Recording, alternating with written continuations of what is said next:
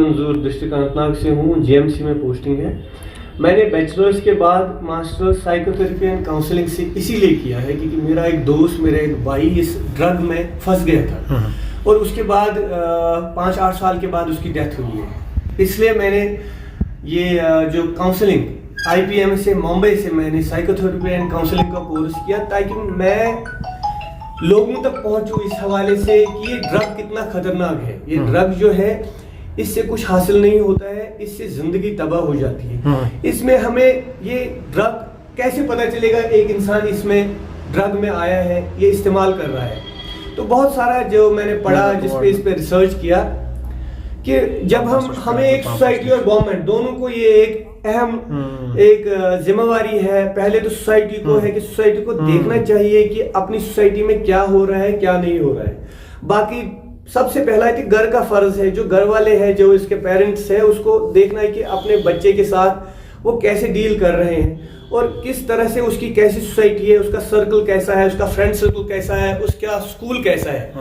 इस हिसाब से पहली जिम्मेवारी तो माँ बाप की बनती है, घर वालों की बनती है कि अपने बच्चे को वो पूरी तरह नजर रखे। उसके बाद सोसाइटी की जिम्मेवारी बनती है कि उसकी सोसाइटी में ये चीजें ना आए, उसको वो कैसे रोक सकते हैं।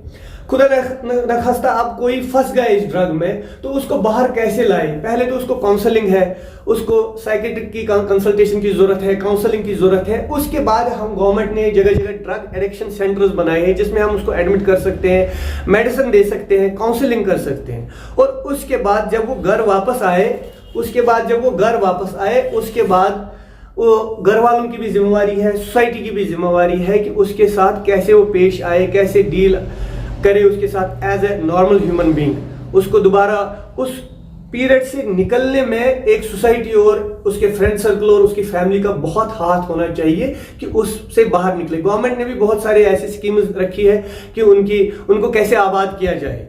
तो मेरी ये यूथ से अपील है कि प्लीज आप ये ड्रग्स ना ले। इस ड्रग से खोखला हो जाता है इंसान, ड्रग्स लेने से इंसान हैवान बन जाता है। जैसे अल्कोहल, वो भी एक ड्रग है जिससे लिवर डैमेज हो जाता है।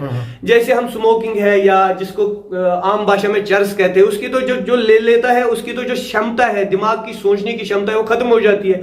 न पता लगता है माँ कौन है, बाप कौन है, भाई कौन है, दोस्त कौन है। इस तरह बहुत सारे जो हमने आजकल न्यूज में देख रहे हैं, ब्राउन शुगर है वो यूज करते हैं, कुछ और ड्रग्स, कोई इंजेक्शन लगा लेता है। तो फैमिली को ध्यान देना चाहिए कहीं उसके हाथ पे बाजू पे मार्क ना हो।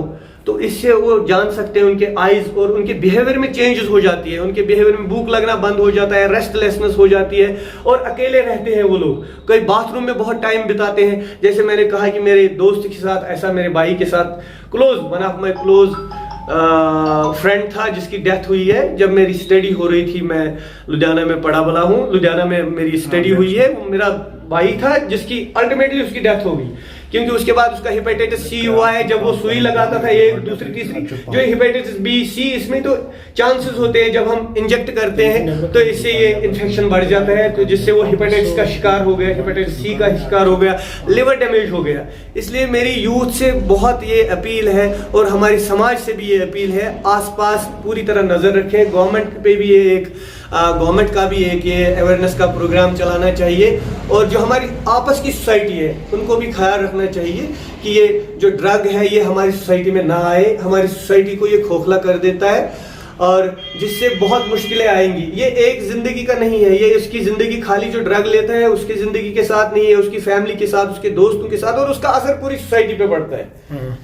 तो ये चीजें ध्यान में रख के हम एक बार फिर अपील करेंगे यूथ से। आप बहुत सारी चीजें हैं यहाँ आई हुई है, स्पोर्ट्स में मजहबी चीजें हैं जिसमें अगर कोई ड्रग लेता है उसको वापस लाना है, जैसे ड्रग एडिक्ट सेंटर में किया, फिर घर लाया, उसको एक्टिविटीज में डालना है, मजहबी एक्टिविटीज में डालना है, स्पोर्ट्स में डालना है। और गवर्नमेंट भी उसकी मदद करेगी, जैसे उसका बिजनेस सेटअप करेंगे, उसको बाकी चीजें हैं, सेल्फ हेल्प ग्रुप्स है उसमें भी उसको मदद मिलेगा। लोन की स्कीमें बहुत गवर्नमेंट में रखी है जिससे वो आबाद हो जाएगा, जिससे उसकी जिंदगी बन जाएगी। तो अपने बच्चों का ध्यान रखिए। सोसाइटी को भी मैं यही अपील करूंगा, घर वालों को भी अपील करूंगा, अपने बच्चों का ध्यान रखिए। वो किन लोगों से कहां कहां चलते हैं, कहां कहां रहते हैं, उन पे नजर रखिए। शुक्रिया।